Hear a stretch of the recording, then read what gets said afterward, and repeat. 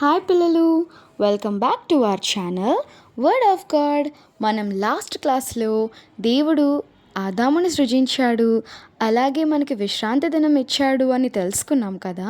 మరి తర్వాత ఏం జరిగింది అనేది ఈరోజు తెలుసుకుందాము. దేవుడు ఆదాముని సృజించిన తర్వాత అతన్ని ఎక్కడ ఉంచాడు?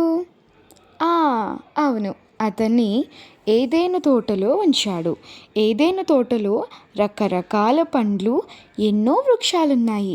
కానీ వాటన్నిటినీ ఆదాము కష్టపడి వ్యవసాయం చేసి పండించట్లేదు. భూమిలో నుండి ఆవిరి పైకి వచ్చి నేలను తడిపి ఎంతో రుచికరమైన పండ్లను, అందమైన మొక్కలను అక్కడ ఉండేలా చేసేది. ఆదాము ఎంతో హాయిగా ఉన్నాడు. అయితే ఏదెను వనంలో ఒక జీవ వృక్షము, ఇంకా మంచి చెడ్డలను తెలిపే వృక్షము ఉన్నాయి. దేవుడు ఆదాముకు ఒక గట్టి హెచ్చరిక చేశాడు. నీవు ఈ తోటలోని పండ్లన్నీ తినవచ్చు, అయితే మంచి చెడ్డలు తెలిపే వృక్షం యొక్క పండ్లు మాత్రం తినకూడదు.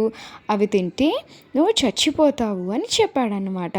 అయితే ఆదాము దేవుని మాటకు లోబడి ఉన్నాడు. అతనికి బాధ, చింత ఏవీ లేవు.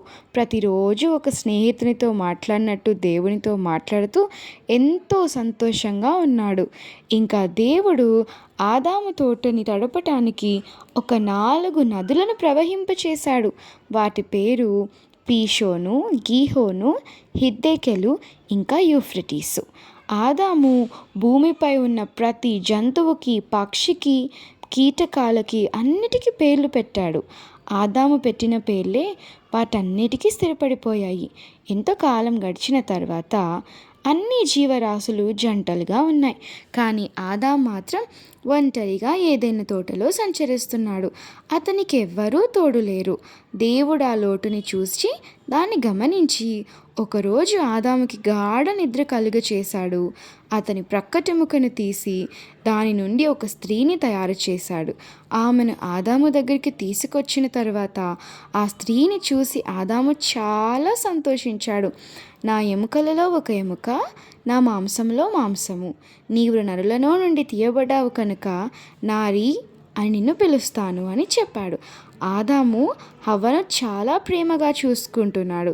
ఇద్దరు ఏదెను తోటలో హాయిగా సంచరిస్తూ పండ్లను తింటూ కాలం గడుపుతున్నారు.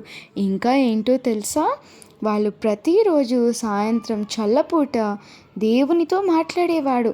వాళ్ళకొక చాలా బెస్ట్ ఫ్రెండ్ ఉన్నాడు, ఆయనే దేవుడు. మరి ప్రతిరోజు వాళ్ళు దేవునితో మాట్లాడుతున్నట్టు మనం కూడా దేవునితో మాట్లాడాలి. ఎలా మాట్లాడాలి? దేవునితో మాట్లాడడం అంటే మనం ప్రార్థన చేసినప్పుడల్లా దేవుడు మనతో మాట్లాడతాడు. మనకుండే అవసరాలన్నీ మనం దేవుడికి చెప్పాలి. ప్రతిరోజు మనకి ఇస్తున్న వాటిని బట్టి దేవుని థ్యాంక్ యూ చెప్పాలి. ఈ విధంగా మనం ప్రేయర్ చేసుకుంటూ దేవునితోటి ఆదాము హవ్వలాగా ప్రతిరోజు మాట్లాడుతూ మనం కూడా హాయిగా ఉండొచ్చు. సో మీరు కూడా ప్రతిరోజు ప్రేయర్ చేసుకుంటున్నారని అనుకుంటున్నాను. సో మళ్ళీ నెక్స్ట్ వీక్ ఇంకో మంచి స్టోరీతో మీ ముందుకి వచ్చేస్తాము. అంతవరకు ప్లీజ్ మా వీడియోని లైక్ చేయండి, మీ ఫ్రెండ్స్తో షేర్ చేయండి, ఇంకా సబ్స్క్రైబ్ చేసుకోండి.